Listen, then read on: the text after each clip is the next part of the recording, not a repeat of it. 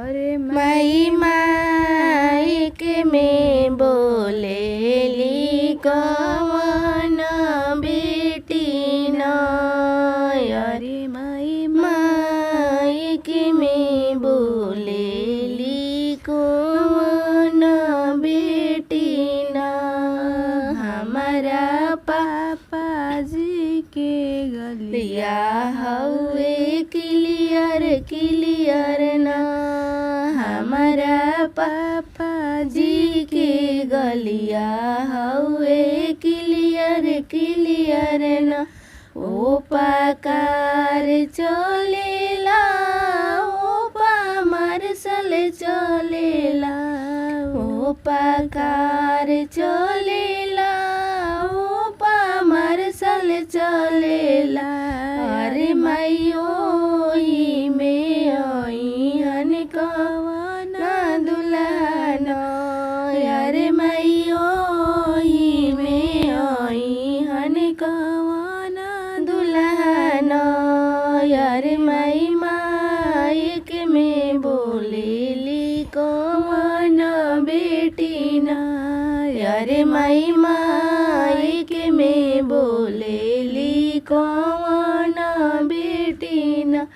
हमारा चाचा जी के गलिया हवे क्लियर क्लियर ना। हमारा चाचा जी के गलिया हवे क्लियर क्लियर ना।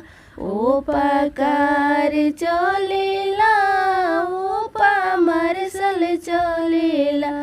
ओ पाकार चलेला ओ पा मार्शल चलेला।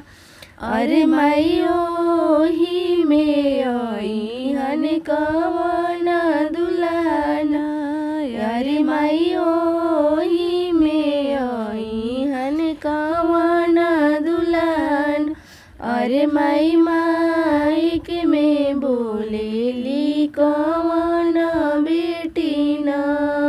अरे माई माइक में बोलेली कवन बेटी न। हमारा भैया जी के गलिया हवे क्लियर क्लियर न।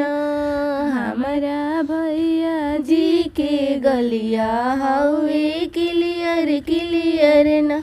ओ पाकार चलेला ओ पा मार्शल चलेला। ओ पाकार चलेला ओ पा मार्शल चलेला। अरे माइयो ही में हन कवन दुल्हन।